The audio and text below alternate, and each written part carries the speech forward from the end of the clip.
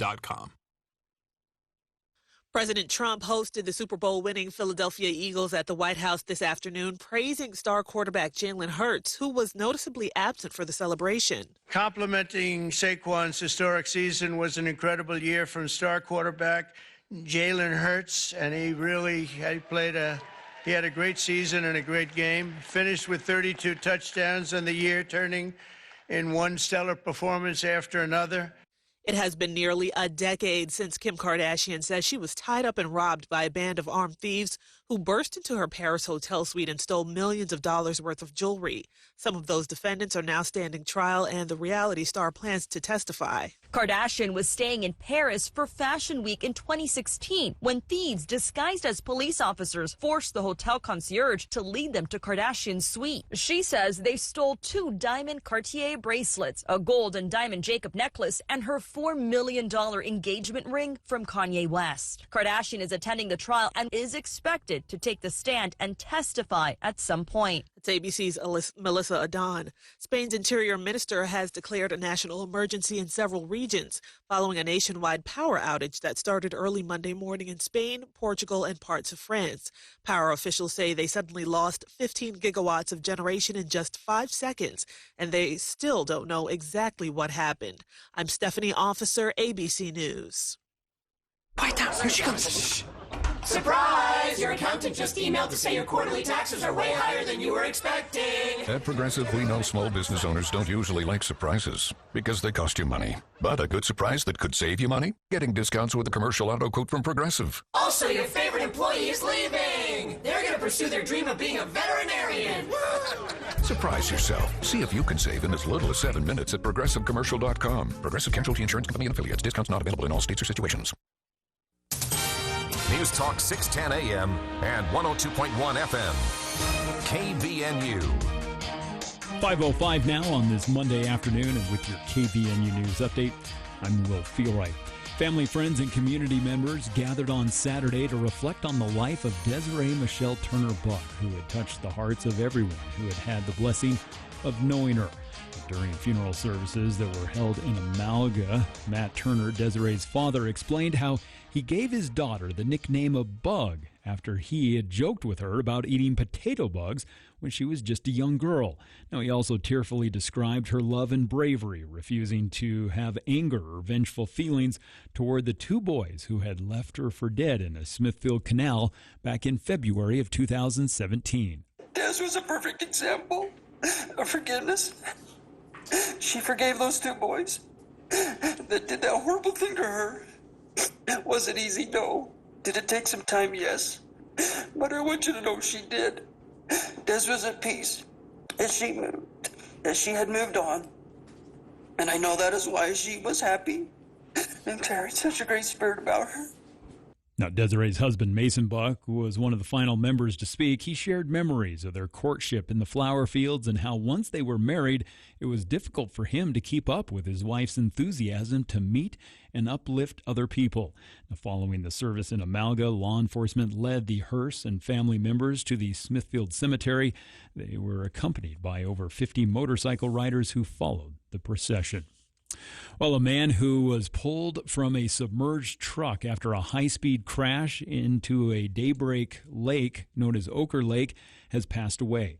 Now, the crash originally occurred back on April 17th in the Daybreak community as the vehicle had struck a parked car, hurtling it down a boat ramp and into a lake. Now, emergency responders arrived, found the truck upside down in the water. Bystanders said they jumped into the lake to free the driver who was trapped inside. Witnesses said the man was unresponsive when they pulled them from the truck. They performed CPR on the shore until medics arrived, transporting the man to the hospital in critical condition, where he died as a result of his injuries last Thursday afternoon. Now, the driver was an employee of Rio Tinto Kennecott, according to the company. Now, police are still investigating the exact cause of that crash, but they have determined that speed was definitely a factor. And a man was arrested after he allegedly beat a woman and left her on the ground over the weekend, and she was found next to an apartment covered in blood.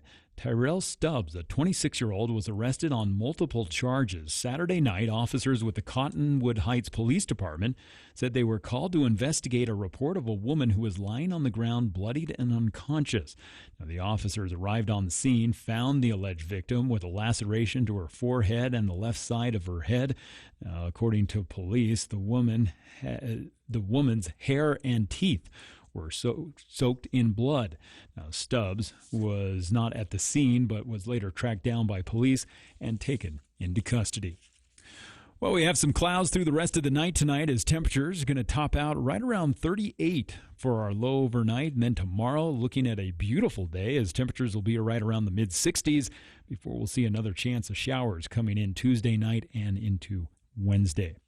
News and weather this hour brought to you by The Lawn Doctor, helping you to green up your yard right now. It's The Lawn Doctor. Give them a call. They can take care of the weeds in your yard with a pre-emergent, and they can also help fertilize your lawn as well. It's The Lawn Doctor. Give them a call at 753-LAWN.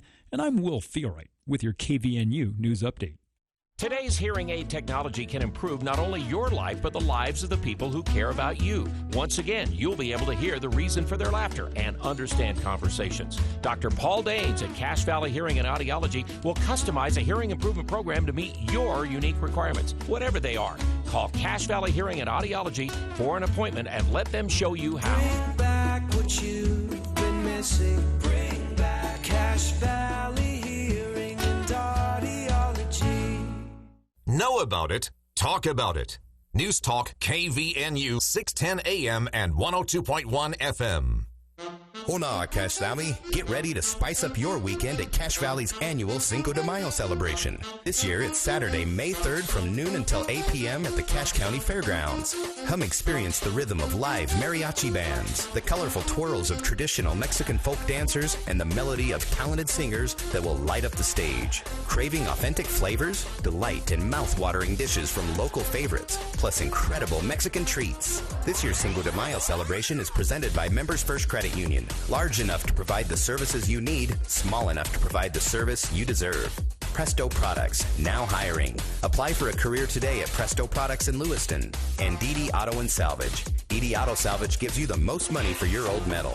Bring the whole family. You'll find bounce houses, climbing walls, a mechanical bull, and traditional Mexican piñatas. Admission is free and everyone is welcome. Cache Valley Cinco de Mayo celebration, Saturday, May 3rd from noon until 8 to the Cache County Fairground. I'm Larry Gelwicks, the getaway guru with Morris, Columbus Travel, and Royal Caribbean Cruise Line. The Quantum of the Seas cruise ship is coming to the West Coast with new Mexican Riviera itineraries sailing from Los Angeles. Enjoy huge discounts off your cruise fare when you book your next Royal Caribbean cruise with Morris, Columbus Travel. Come on and get away, Morris Columbus. Here's Chad Norton, the Lawn Doctor, with another tip for your lawn.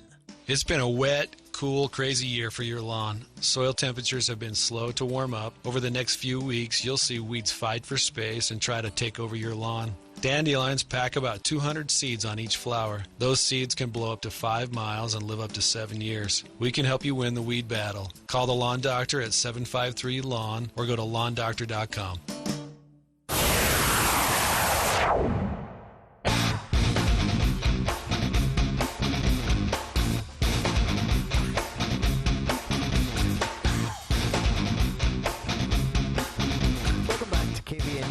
For the people, hour 2 of today's show. Coming up later on this hour, some additional information about something that is, made its rounds in the Cache Valley news cycle over the weekend. Big announcement from Cache County last Friday. We had a chance to speak with Catherine Buse, Vice Chair of the Cache County Council. And where it was Friday, and some folks may have missed that, we'll fill you in on what the big announcement was, the intimate details of the big announcement from our time with Catherine Friday. But the short and sweet of it is that a proposed housing development at the site of the Sherwood Hills Resort originally proposed, I think it was 2, maybe 3 years ago when I first heard about this, at least, to become about 900 acres were proposed to become a housing development, causing some concern for Wellsville City and others.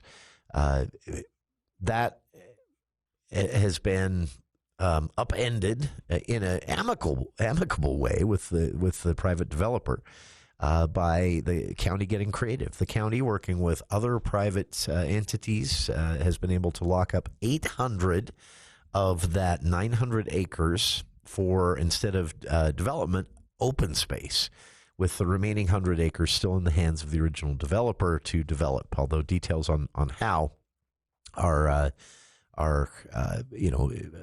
spare.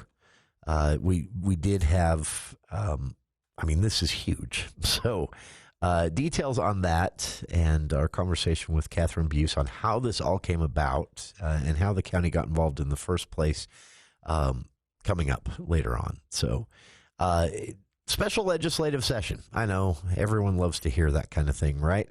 You know what's going to happen. The legislature asked us a couple of ballots ago to give them this power to call themselves into special session whenever they wanted, and for some reason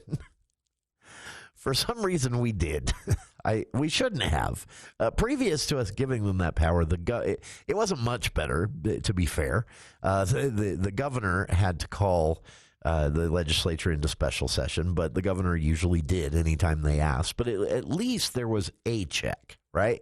The governor didn't often, but could say no.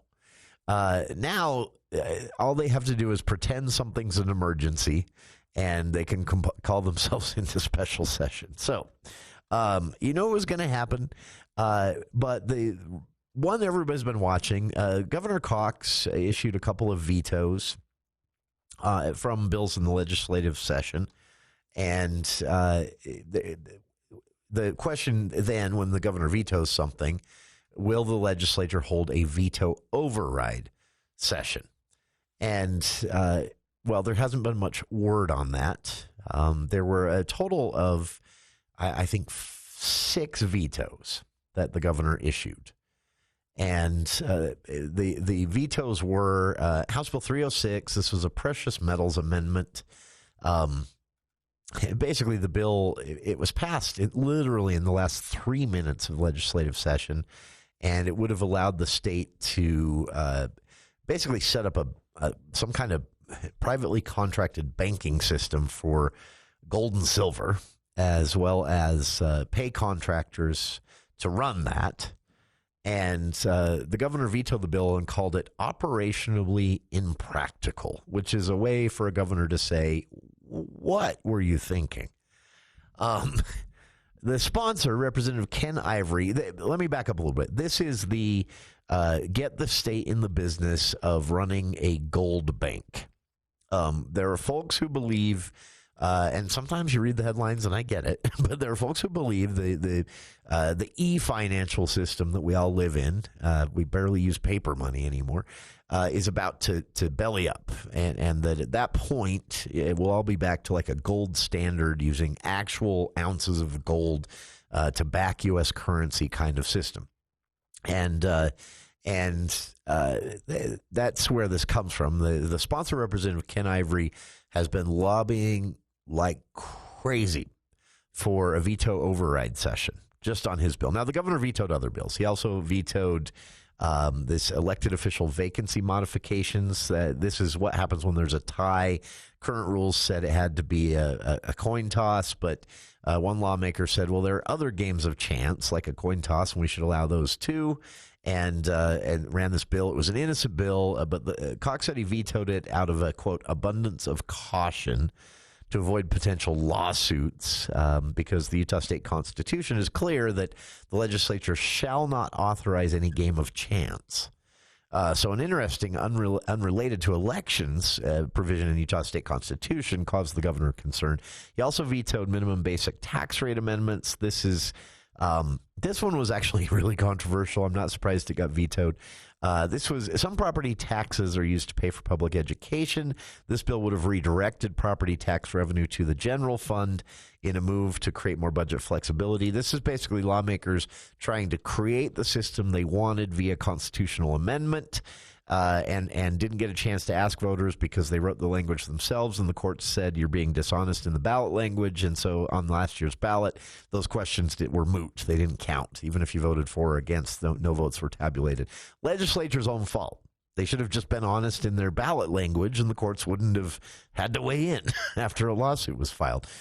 So their own fault, but they're angry about it. And so they tried to basically just do this in a backdoor way. The governor said, it's obvious what you're doing here. It would erode public trust and also probably hinder public education funding. Vetoed the bill. The governor also vetoed Senate Bill 106. This is the Utah-Ireland Trade Commission. I missed this one entirely, but the bill would have created an 11-member Utah-Ireland Trade Commission. And the governor apparently was not on board from the start, said the executive branch is actually working to reduce the number of task forces and commissions in the state, which is just under 400. I didn't know that. And Cox has added that he doesn't want to create any more. He believes it gets too messy, and we already have entities like the World Trade Center of Utah that are handling trade commission type work. The governor also vetoed Senate Bill 197, property tax amendments. This is qualifying homeowners and renters can apply for relief on their property tax to not be, quote, priced out of their homes if the property tax is getting too high because home values in the area have risen so much. They can apply for this basically tax break, and the bill would have completely phased that out. The governor said county treasurers and commissioners across the state wrote to him begging for a veto, saying that the potential consequences of this, especially for seniors, were huge. And the governor said he agreed, and he vetoed the bill. And then finally, he vetoed Senate Bill 296, judicial amendments. The bill would have given the governor himself power to appoint a chief justice of the Supreme Court every 4 years. And the governor said in his veto announcement, I realize this is me turning down power, but occasionally elected officials should do that. And vetoed the bill. So that's everything he vetoed. But back to the original, this precious metals amendment. Ken Ivory, Republican from Utah County in the Utah House, is lobbying like crazy about this. He's all over social media right now, and he's asking for donations to help run ads and more. He is so passionate about this. But the legislature has a certain number of days to announce they're going to have a veto override session, and Senate leadership has said that they have polled their members, and there is an interest in a veto override session. Basically, no one has a big enough problem with any of the governor's vetoes to want to reconvene the legislature for a day and override his vetoes, which requires a 2/3 majority vote. So 2/3 of the Senate and 2/3 of the House have to agree to override a governor's veto. And the subtext on this is that they polled their membership, and there aren't 2/3 of the vote for overriding the governor's veto. So meaning there wasn't a lot of support for these in the first place. Ken Ivory has vowed after that announcement that he will bring this one back. And he'll refine it a bit. One of the governor's issues, again, is that, okay, how do we find a contract? You're talking about the state setting up a new bank that the state will run that will loan and use gold and silver and allow people to pay power bills the state has already allowed people to pay power bills with gold and silver. Not a lot of people doing that, you might notice, but it's an option if you choose to. And the governor said you're basically talking about setting up a bank now for the state to run that entire system, and for the state to invest in precious metals like gold and silver in order to run this bank. And I don't really get where it's going. I don't get the point. Basically, is what the governor said. Ken Ivory says he's going to bring it back. He's going to refine it. People have asked several times, where's this coming from? Where's the big lobby group for this? And Ivory has not been able to answer that question. But I'm curious as well. But there you have it. That was the last big question. Would there be an override session specifically on this bill with Ivory campaigning so hard for it? And, the legislature has officially passed the threshold for calling it a veto override session, and it's not going to happen. So the governor's 6 vetoes stand. And we'll be back with more of KVN News for the People right after this. Cash Equipment in Hyde Park has been serving the farmers, ranchers, contractors, even homeowners for years. And now they've got a new name, Black Cliffs Equipment. Different name, but the same trusted team. Same top quality Kubota and Massey Ferguson tractors and equipment. And the same commitment to service to keep you moving forward. Whether you're plowing fields, hauling hay, or breaking ground on something big, Black Cliffs Equipment is here for you. Located in Hyde Park and online at blackcliffsequipment.com. My Shiro doesn't always wear a cape, but she always has time for a hug, a smile, for going the extra mile. My Shiro stretches every dollar, puts in long hours, puts others first. But now it's your time, Mom. When you're ready to retire, we want you to be able to enjoy it.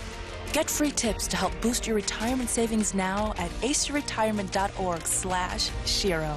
A public service announcement brought to you by AARP and the Ad Council. What makes essential workers essential? We keep where you work and live clean and safe. We harvest fresh produce for your families to eat. We help you heal when you're sick. Essential workers help our nation run. You're in every corner of our country and come from all over the globe. I'm Marty Walsh. The Wage and Hour Division at the Department of Labor helps ensure you receive the essential protections you deserve. Visit our website or call 866-4US-WAGE. Brought to you by the United States Department of Labor. Tuesday edition, Clay Travis, Buck Sexton Show. It'll be officially 100 days of the Trump administration so far. What verdicts do we give? What overall expectations do we have for the day? And maybe, possibly, we'll get some special guests that I think all of you guys will enjoy. It'll be the Tuesday edition special 100 Days of Trump 2.0 edition of Clay and Buck. Come hang with us. 10 to 1 on News Talk KVNU, 102 FM and 610 AM.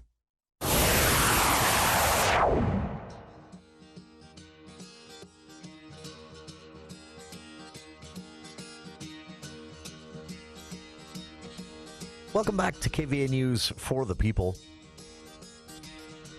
Good news for Utahns.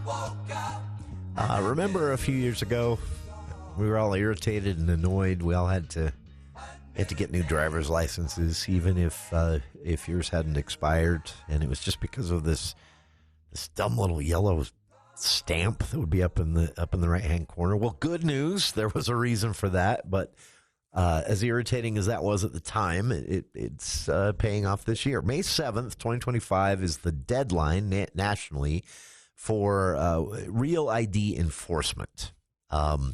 This was, so Real ID is kind of complicated to explain, but it's the Transportation Security Administration, TSA. You know them, you love them, right? They officially confirmed that the Real ID requirement will take effect on May 7th, 2025, and starting that day, standard state-issued driver's licenses and identification cards will no longer be accepted as proof of identity for boarding domestic flights. Now, you can't blame the current administration for this one. This isn't Trump's fault. It's also not Biden's fault, really. This has been like a decade-long process. Congress set it in motion and said, yeah, we should probably go there. But no one, realizing it would be politically unpopular in an election year, no one really wanted to force it to happen right then. So they set some gimmicky thresholds and triggers and things like that. And so it's taken more than 10 years, but after Congress put this in motion and 3 different administrations, and now here we are. And May 7th, 2025 is the deadline when Real ID will go into effect. So again, that means the standard state-issued driver's license and ID cards won't be accepted as proof of ID when you're getting on a domestic flight, or some federal buildings actually you have to show ID as you go into court. The federal courthouse in Salt Lake, for example. So it's kind of inconvenient for a lot of people. Here in Utah, though, most likely you're taken care of. According to Utah Department of Public Safety, Utah got ahead of this one, seeing it coming, and issued those Real ID compliant credentials. And again, remember, we all had to go back and get new driver's licenses. And the Utah Department of Public Safety says that more than 95% of Utahns are already Real ID compliant, and 55% of Idahoans are compliant. So Idaho, maybe they just don't plan to fly. I don't know.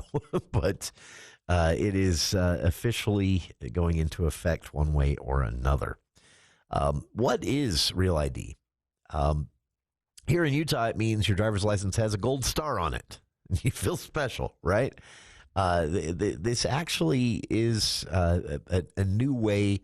A Real ID compliant driver's license or identification card, in addition to featuring the gold star in the upper right corner, it means that you've been run through a system, basically. And Homeland Security has some facts on this. But so in their description of what is Real ID, again, as I said, this was originally set in motion in 2005. 20 years ago by Congress, and about 10 years ago, they finally put some deadlines on it. And the Real ID Act, this was part of the 9/11 Commission's recommendation. They recommended, the 9/11 Commission in 2005 recommended to Congress that the federal government, quote, set standards for the issuance of sources of identification such as driver's licenses. And so it established some minimum security standards for getting a state-issued driver's license and ID. And then also it prohibits certain federal agencies from accepting for any official purpose licenses and identification cards from states who were not meeting the Real ID standards. And those standards are pretty basic. There are certain, you can't be on a terrorist watch list. You have to anyway. So this is a Patriot Act thing. Let me put it that way. That's probably the best way to explain it. Then on December 17th, 2018, then President Trump, in his first term, signed the Real ID Act modification for freely associated states. That's a long title, I know. And that act made a minor change to the Real ID Act of 2005 to authorize states to issue full-term Real ID compliant driver's licenses. And that means basically that you, instead of Congress had envisioned that this is something everyone would have to do every year. So you'd have your driver's license from your state that might last 8 years, but you'd then have a Real ID renewal that you'd have to go through every year. And they realized that was probably unworkable. Then, again, this bill was passed by Congress, signed by President Trump in 2018 that said, okay, that's unworkable. The state can still handle the 4 to 8 year part of the driver's licenses, but then the state will have to actually issue a new type of driver's license. And so Utah said, all right, let's do that. They're referred to as enhanced driver's licenses, EDLs. And it basically means that proof of identity has been supplied, of course, U.S. citizenship and more. And that, again, you're not on some sort of terrorist watch list or wanted for a severe crime in another country, things like that. And it's all part of the Patriot Act surveillance scheme, if you will, and TSA on board with that. So states that are in the biggest trouble. Idaho, I said, only 55% of driver's license or state ID holders in Idaho are compliant with Real ID. That could be a problem. But there are others that are worse. Louisiana, they believe only 33% of ID holders have bothered to switch over to the Real ID because the state didn't mandate it like Utah did. And North Dakota, 21% Real ID compliant so far. So I don't know if these are just states where no one plans to fly or what, but if you do not have a Real ID license here in Utah, the first stop for you is the DMV. There's information on the DMV website, and you can start that process. It's pretty quick. It's just a fee, and they give you a different type of license, literally with a gold star on it. And that information can be found on our Facebook page, or just visit your local DMV website, or go in person if you're a masochist. Actually, it's not as bad anymore here in Utah to go in person. So, yeah, Real ID, officially the law of the land, May 7th, 2025. And if you are not Real ID compliant, if you don't have a gold star on your driver's license will not get you on a plane. And they mean it. So May 7th is when that officially goes into effect. Here in Utah, you're likely already taken care of. Stick around. More of For the People after this look at the news with KVNU's Will Feel Right.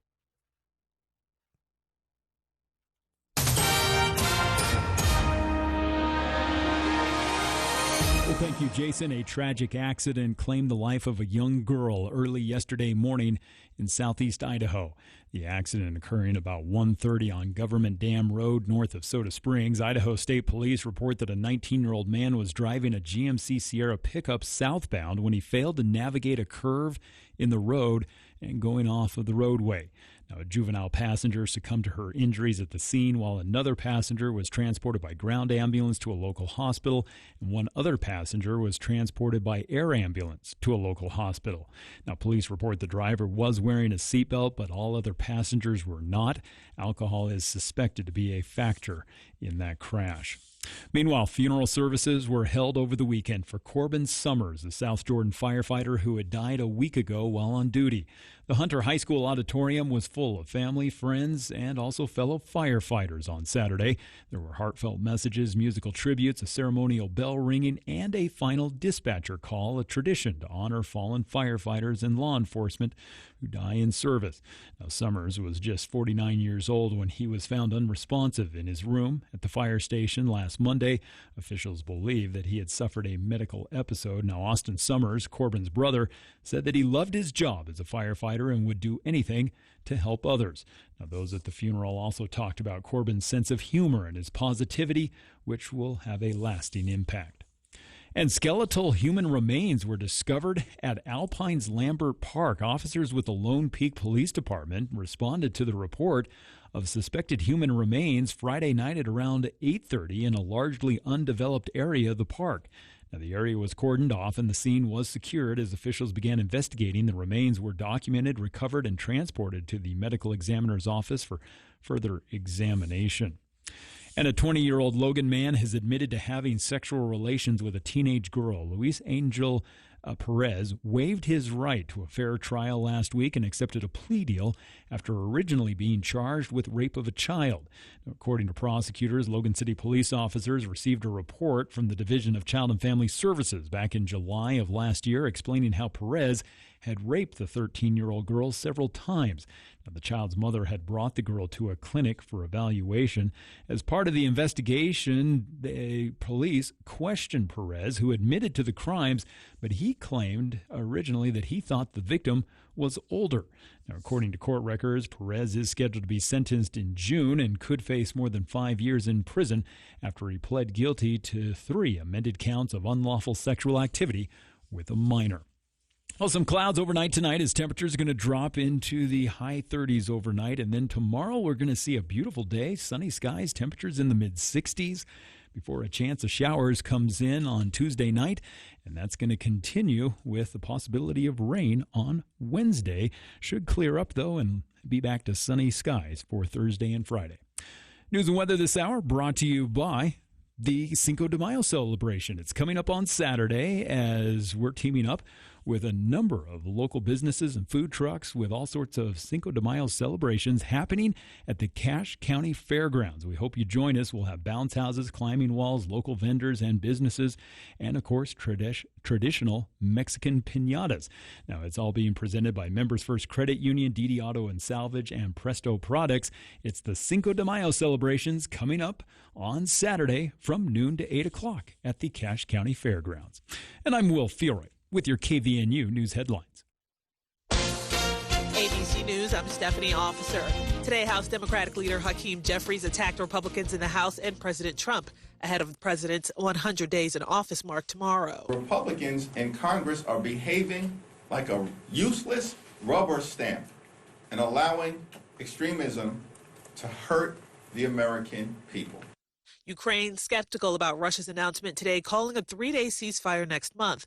President Trump says he believes Ukraine is willing to give up Crimea as part of any peace deal, though President Zelensky has repeatedly rejected that idea. ABC's Mick Mulroy. Under their constitution, they would have to have a referendum, and it's very unlikely that Ukrainians would agree to essentially give Russia Crimea. So that's just something that needs to be addressed. It's not likely that it's ever going to agree to do that. Amazon's first batch of internet satellites headed into orbit today, the latest entry in the market dominated by SpaceX's Starlink. This is ABC News.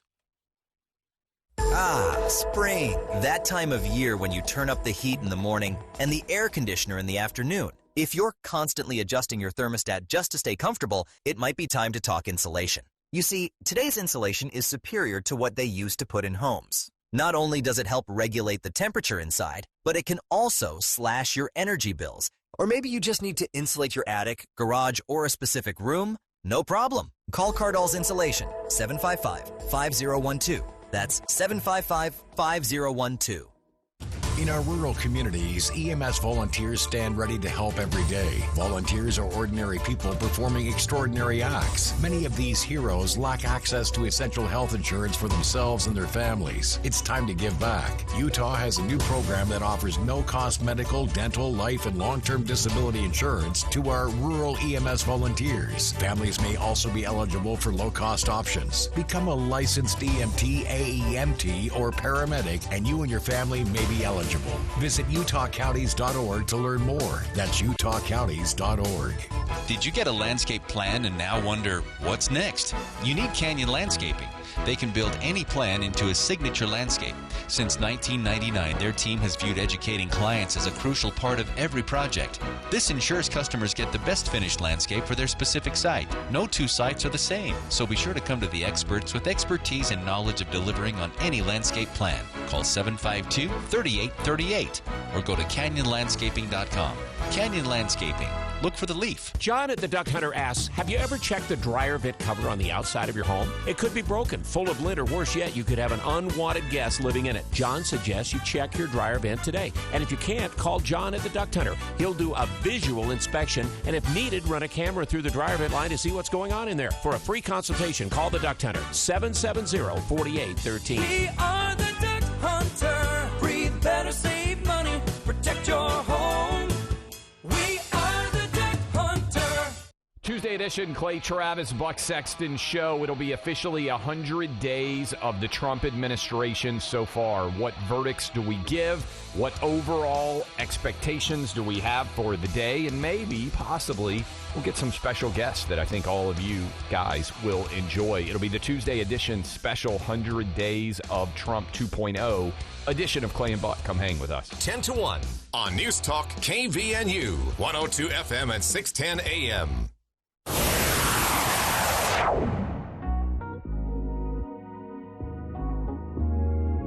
Welcome back to KVNU's For the People. Revisiting a conversation we had just before the weekend with Cache County Council Vice Chair Catherine Buse, mainly because a lot of folks may have been, out already for their weekend when this news broke last week, and it's a pretty big deal. It involves something that I know for folks at the south end of the valley, a area of development that had been under discussion at the old Sherwood Hills Resort that I know some folks didn't like the plan as originally stated there, including some members of Wellsville City Council and leadership there. And it's been, discussed for a couple of years now what was going to happen there with a proposed development. Well, the Cache County Council had a huge announcement last week, and Vice Chair of the Council, Catherine Buse, joined us to talk about what it was and how it came to be. Of course. Thank you. Thank you, Jason. Thank you for having me. I really appreciate you taking the time for this. Our pleasure. We're really excited. This has been a few years in the making, and we're excited to announce that we were able to secure nearly 800 acres up in the Sherwood Hills area of Wellsville Canyon, up in Sardine, through using funds that was set aside by the voter-approved bond that we voted on a few years ago. We secured that land that was set to be developed and had been in the process of being developed, and now the county, in conjunction with Wellsville City and funding that has come from the state as well, was able to go in and secure that land, and there's a portion of it is still being held by the developer for some potential development in the future, but the vast majority of it, like I said, almost 800 acres, was purchased by the county to be set aside as perpetual open space. That is amazing. And this deal, to me, it says the county got very creative in going about this and worked with multiple partners, right? It really has been a group effort, and like I said, it's been years in the making. And the council, but particularly our council member Nolan Gunnell, has been working on this with citizens and a citizen-led group, and in conjunction with the developers and back and forth. And we have to give credit to our Representative Casey Snyder and the effort that he's done on his end to make sure we could get additional funding. And it's been really collaborative. And we're really thankful that we've had so many partners that have worked on this to make this happen. I know, I've spoke with residents of Wellsville City, residents of the South End of the Valley in general, and there's been great concern about this. A few years ago, there was an announcement that a private developer had purchased about 900 acres of the former Sherwood Hills Resort, and could have turned that all into, homes on the land. There was concern about that from Wellsville City, from others. This basically takes all but 100 acres of that, not 800 acres, and says open space, right? Right. And so I need to correct myself. The county purchased nearly 470 acres, and then a private citizen purchased some of the remaining acres, and it is, they're on the east side of the road, and their desire is to not have that development happen either. So yeah, it's I think we were a lot of chagrin about what we thought would happen up there. That is a jewel in the canyon as we come leaving and coming into Cache County. That is quite the showpiece that we have, and we were all kind of wishing that something would happen, and we're really pleased that we've had citizens and leaders really take up this charge to make it something different, and we're really pleased with the outcome. That is amazing, honestly. And again, it speaks to what can be done if a bunch of people put their heads together. The Cache County Council, working with Wellsville City, the county attorney involved, Utah Representative Casey Snyder, troublemaker, but a nice guy. Also, I want to point this out, but a longtime open space advocate, former state lawmaker himself, Jack Draxler, was involved in some of this as well. How did this idea first come to the county? Well, and I do have to put a plug in for Jack Draxler. That guy had a vision many, many years ago, and that man has served really a long time to continue with that vision for open space in the county, and I so much respect for him and his efforts, and continued efforts, because he's not done. He's going to continue advocating and continue with his efforts. And how this came about was, well, it started with the citizen-led initiative for the bond.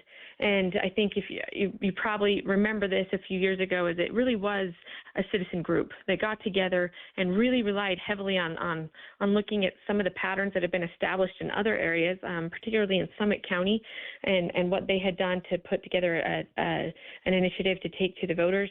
And through their messaging and through their work, they were able to talk to the citizens and voters of Cache County and get this bond approved on the ballot. And first of all, get it on the ballot, they had to get their signatures. And then after that, then messaging to the citizens to say, is this a priority? And kind of talk about that, have those conversations with people and say, hey, we don't want to be wondering about what happened to Cache County. We want to be proactive about identifying what are those key features that we really want to preserve, and then go about preserving them. So this has started years ago, and then in this particular project, it was having those conversations and sending those feelers out to see if there's any way we could try to acquire these development rights and ultimately some of the land. It's worth pointing out as well, Catherine, that, I mean, these are large dollar amounts we're seeing attached to this, but if you consider this in relation to land, especially in this space, and what things often go for, this was done very cheaply. Yeah, we were able to procure, again, using our partners within the state and the community. We were able to procure it for a reasonable price, like you're saying. I mean, it's amazing. It was for $7.5 million. We were able to purchase the 471 acres. And not all of that came from the Cache County bond, but about $4.5 million or so came from the bond. $4 million came from the bond. $2 million came from the state of Utah's Division of Outdoor Rec, and then $1 million came from Wellsville City, and then we had a private donor with an additional amount. So it's been a real collaborative approach and quite the bang for our buck, if I can say so. Absolutely. Again, if you keep that dollar amount in relation to current prices and land in this space, especially. Again, for listeners, it illustrates what the open space bonding process and what some creative thinking on the part of those like the Cache County Council, Jack Draxler, former state lawmaker, others involved, Catherine, you yourself as well, Nolan Gunnell, I know, was involved. It really shows that with some planning and some thinking ahead, we can do some pretty big things. And again, for listeners, the private developer originally purchased 900 acres there, the former Sherwood Hills Resort. All but 105 acres of that have now been set aside for open space, both through the county purchasing areas, the more scenic areas, and a private purchaser for another 300-acre parcel. Both will be set aside for open space. And this has got to be good news. I know everyone I talked to in Wellsville, if you brought this up, said, I hope something different happens than the plan that we had heard. And news today that something different is happening. And so, Catherine, what happens next on this? Is it just paperwork at this point? We signed on it today. Our county executive signed everything to make this official, and so our county executive David Zook signed. So now, we are the owners of a portion of that land, like I said, and we now have been encouraged to put some grant requests in to the State of Utah Division of Outdoor Rec get some. We want to see some trails. We want to see us have a chance to use this land. Like our intent is to have this be an accessible parcel to the people, and so we're going to again look to optimize our funds by going to multiple resources and I'm confident in the abilities of the leadership we have at the county with our county executive, David Zook, and our staff to be able to go after that funding. And I'm really excited to see what's going to happen over the course. It's going to be a process. It's going to be years, but I'm really excited to see what we're going to come up with for our use for the residents of the county. It's honestly amazing to see. It's again, it shows you what can be done with a little bit of planning. And as you said, Catherine, hats off to a former state representative, Jack Draxler, who from the start of this, working on the initiative to get the open space bonding process on the ballot and let voters weigh in, to just actually going and putting it into play like this. So it's fascinating to see, and this has to be really good news to everyone familiar with the area up there. And really, as far as public recreation goes, what a space for that, right? Yeah. And I mean, we've said it about Mr. Draxler, but also we can say it about so many other individuals. We have Wellsville City has taken a lot of leadership on this with Mayor Bailey and their city manager, Scott Wells, our county attorney, Taylor Sorensen, again, our executive, David Zook, the other leaders of Casey Snyder, Nolan Gunnell. We've had so many capable people and people that are willing to give of their time and their expertise to make this happen. And I'm just really appreciative in all of their efforts. Absolutely. And we should give a shout out as well to the developer at the center of this, Bridal Path Partners, LLC, for being flexible, for being open to having a conversation about doing something a bit more creative with that space and that land. Yes, definitely. We've got to give them credit that they could see our mission as well, right, and see that this was something that we were passionate about. It's really fun to be able to talk about this. And for listeners, if you'd like to read the press release, I've posted a link to it on our Facebook page. It's also on the county's website as well. And our guest, again, Vice Chair of the Cache County Council, Catherine Buse, joining us here today. And Catherine, thank you for taking some time for KVNU today, especially on short notice, and look forward to seeing what happens next. You bet. Thank you, Jason. I appreciate you taking the time. And to our listeners, thank you as well. Again, just checking in on that big announcement from the county last week. And it'll be exciting to see what the Utah State Office of Outdoor Recreation has to offer as far as grants and things like that going forward on this. As Catherine told us when we spoke Friday, this is going to take a while. This isn't something that you can expect the county to have finalized or built up to where they'd like it within the next year even. This is, a lengthy process that they're entering into with the state and some private developers and others.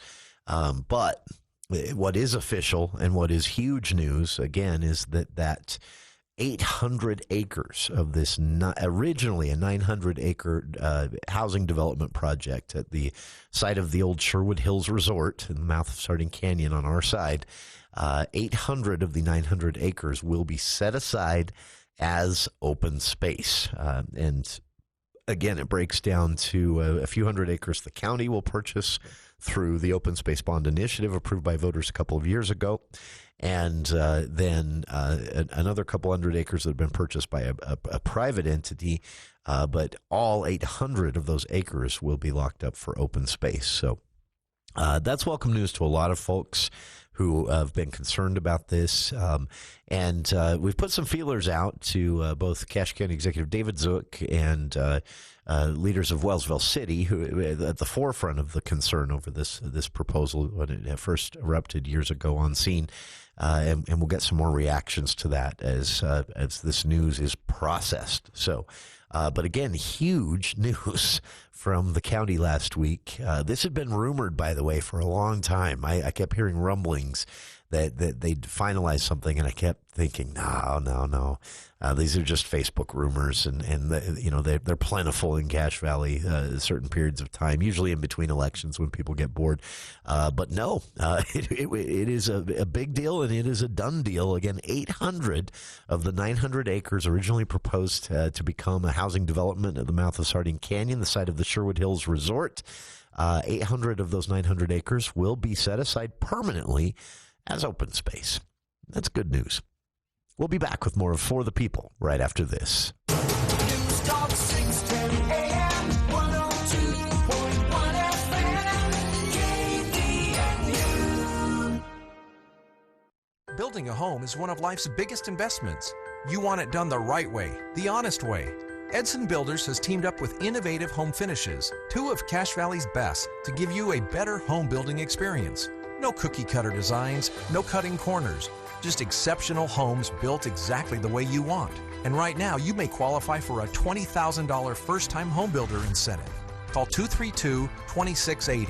That's 232-2680, or visit edsonbuilders.com.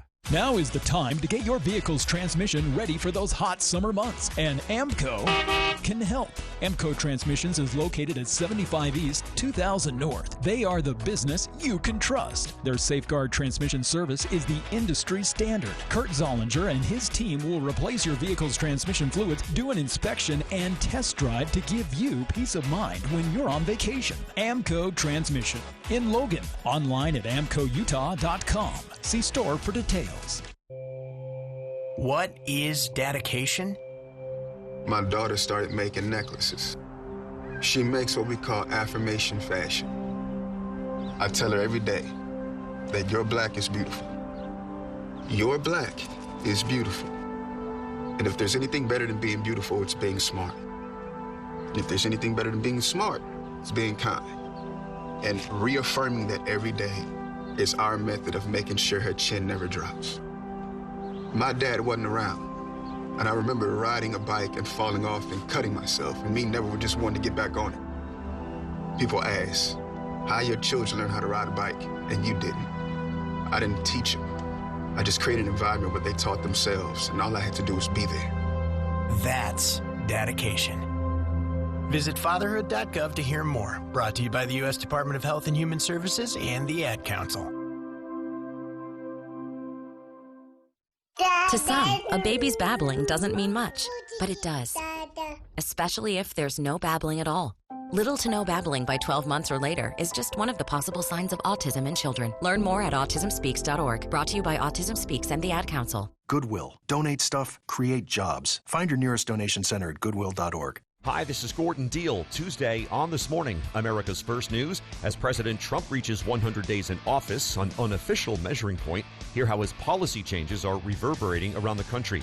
Also, investors are worried about the weak performance so far this year of the so-called Magnificent Seven stocks. We'll explain the concern. And the best and worst entry-level jobs for the class of 25. Tuesday on This Morning, America's First News. From 4 to 6 on News Talk KVNU, 610 AM and 102 FM.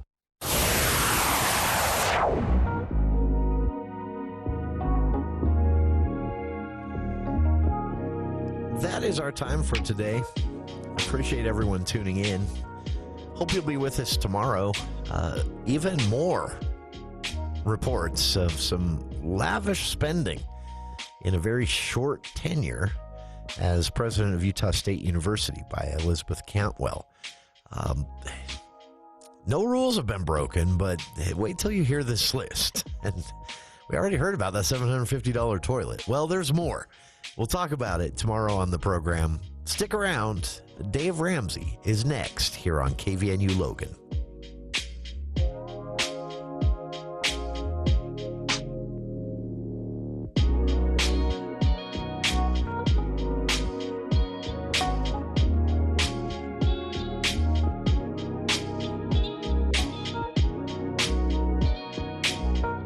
The station for news and talk. KVNU Logan, 610 AM and 102.1 FM.